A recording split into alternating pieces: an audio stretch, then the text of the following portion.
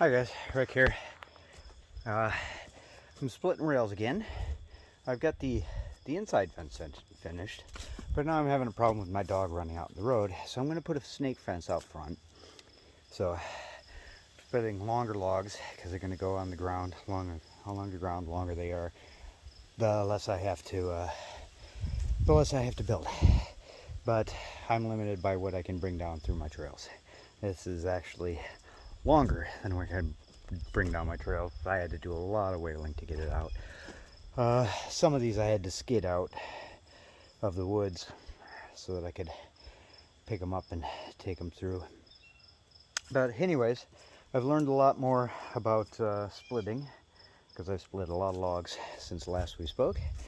Some of these, if you get the right ones, I look for, when I'm out there, I'm looking for recently felled, like the past year or two, and relatively not free and straight. See, these are fairly well seasoned. I got some over here. I'm gonna experiment with some green wood, see how long I've got to wait before I start splitting. But this one basically fell right apart.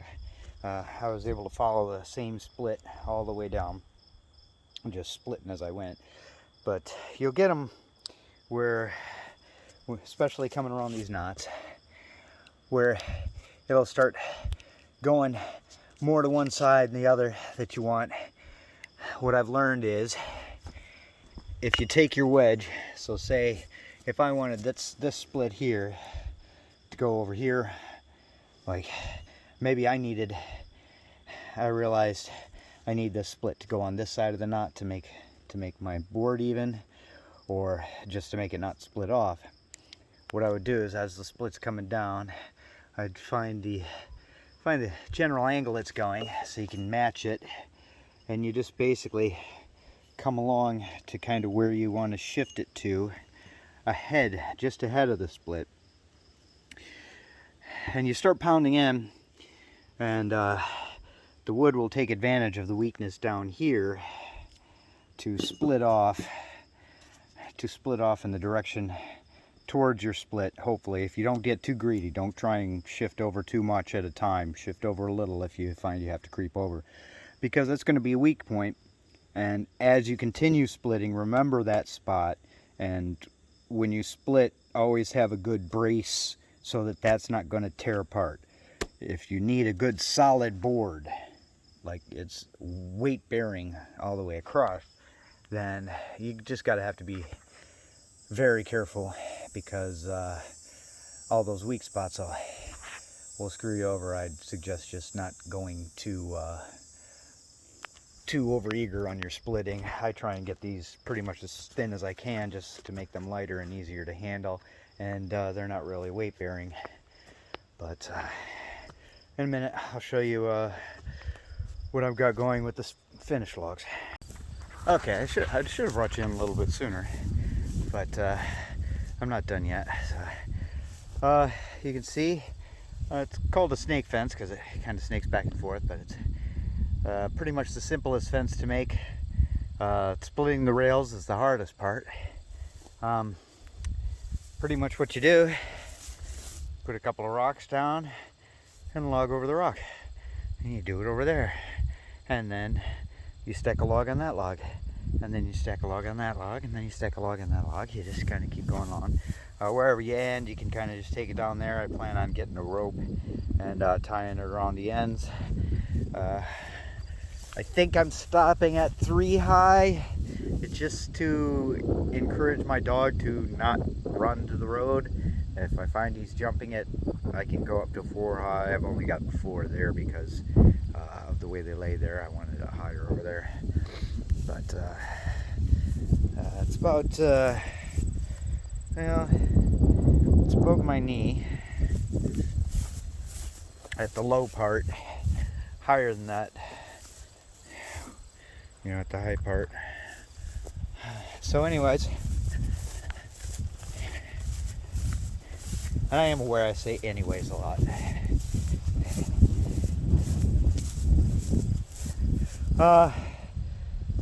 So You can measure them all out in advance. I've just been kind of eyeballing it and throwing the log down and going, okay, that's where that log's going to reach, but see, that log is not the one that sits on the rock. So I've got that rock there. We've got another rock over here. Possibly too far away, but we'll find out. I grabbed me a split rail. Hi, Maki.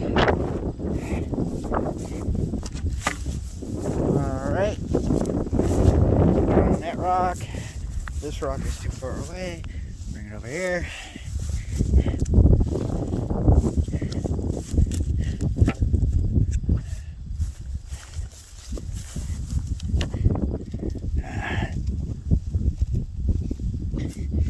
It's hard to do one-handed. Okay, so anyways, there we go. Get it stack like so.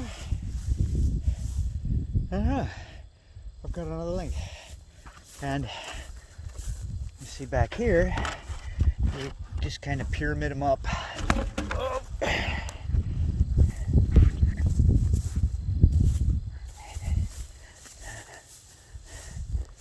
See, you can see there, I've got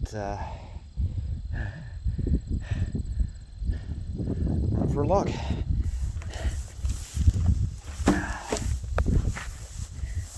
Except these logs are a little bit shorter. I might have to skinny up my rocks. I will. Okay.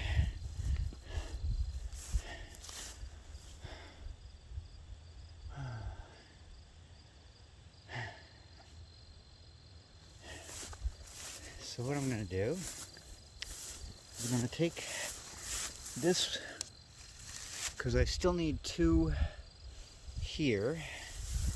I'm going to take my two that are longer and move them down on this end.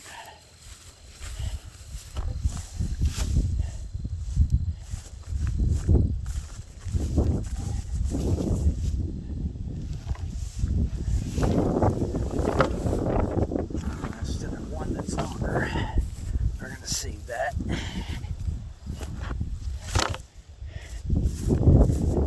Okay. So now, I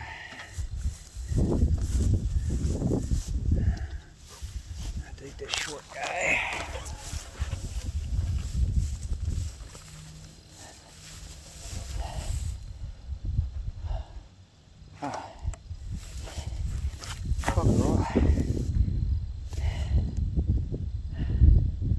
That one first.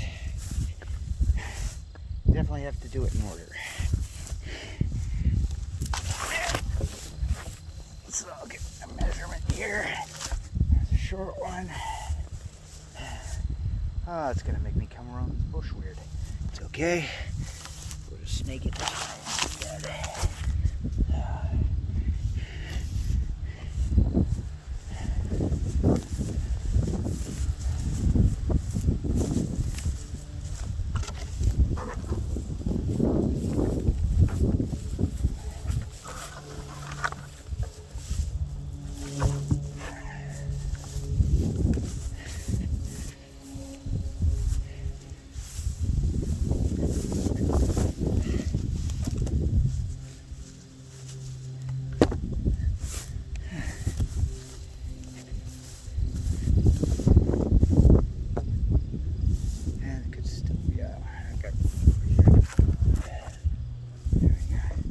You want a little bit of overhang.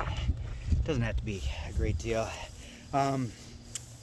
Now, all I'm doing is trying to contain a small dog. If I was trying to keep in something larger or something that could tip the fence over and such, you can take more rails and put them, basically lock them in here and here, lean them towards each other like a two-sided teepee triangle, and that'll help lock these in. But I'm just trying to hold in a small dog I'm not gating over the driveway or anything, so.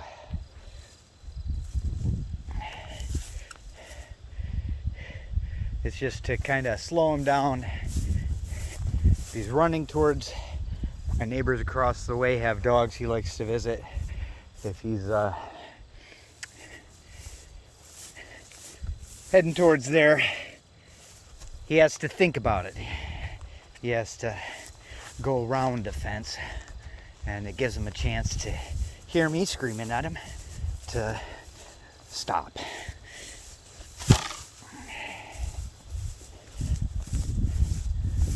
So you get the basic gist of how these are put together. I'm gonna need both my hands, so I'm gonna let you go now. I'll show you, I'll come back when I'm done, show you finished product. Break out. I should have included Maki in the video more. He's been invaluable in bringing the logs out of the woods. Got my forks attachment here.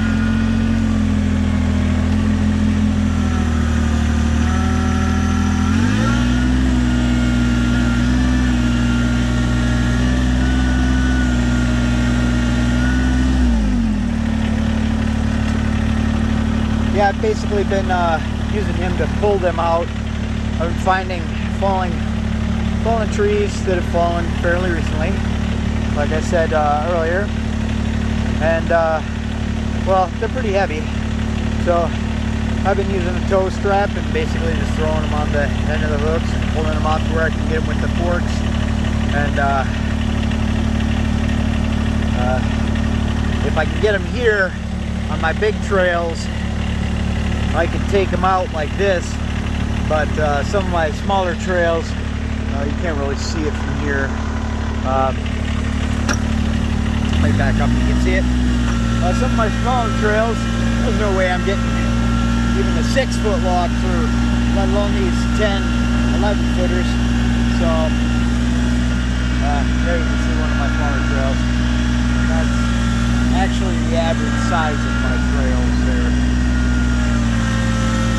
I had to resize quite a few of them so the Maki could fit down them. One of the reasons I bought the smallest tractor I could get was because I've got a lot of pre-made trails that are vital to my dog walks.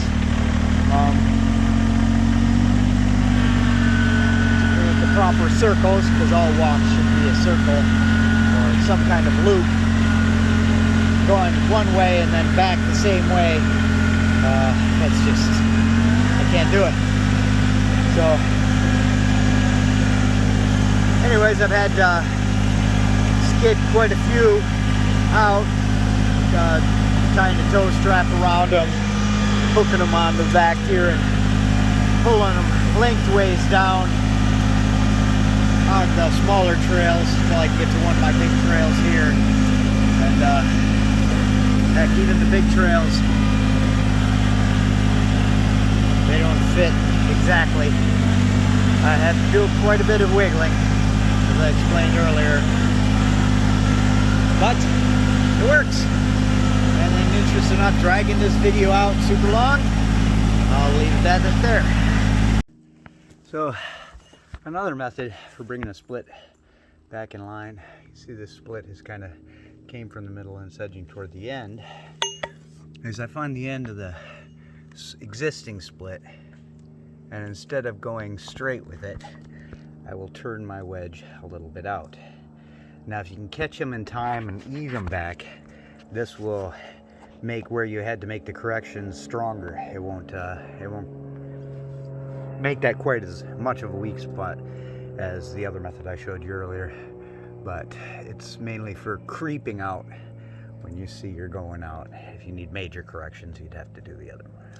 But anyways, okay guys, got it pretty much finished, so let's show it off.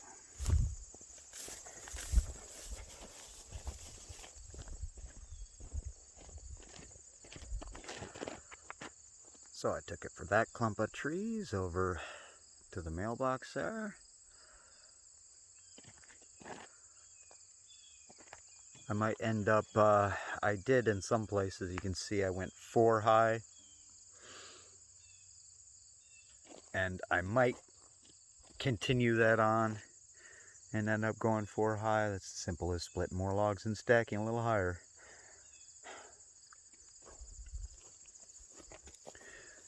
So you get the basic concept. You can basically snake back. You can turn his almost as little or as much as you want. I mean, naturally it's got to be stable, so it's got to have some angle at least, and it can't be completely, I mean, you might as well stack them if you got them completely parallel, but there you go. That is how to make a snake fence. Now, over here, still got a little to do, because where it joins over here is at the end of the driveway. And as far as the dog goes, that's a huge weak spot. I mean, the driveway, of course, is going to be a weak spot. But I'm going to take, starting right about here, I'm going to go like this, straight on each other, and then up.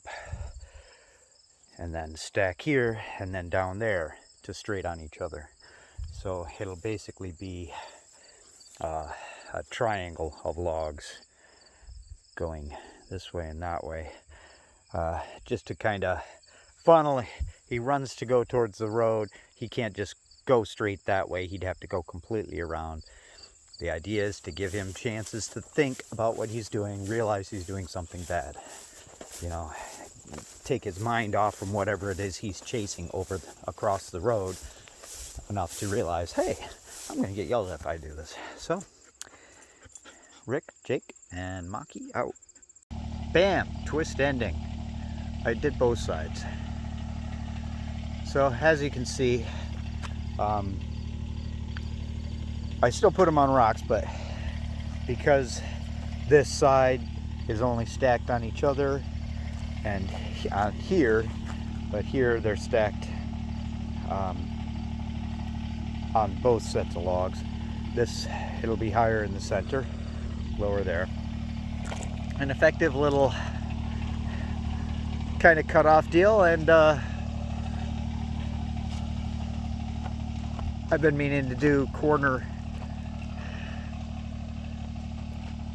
things for my driveway for a while. Just didn't know exactly what I was going to do. I thought maybe rock gardens. You see, I did the rock garden. At one time I was thinking horses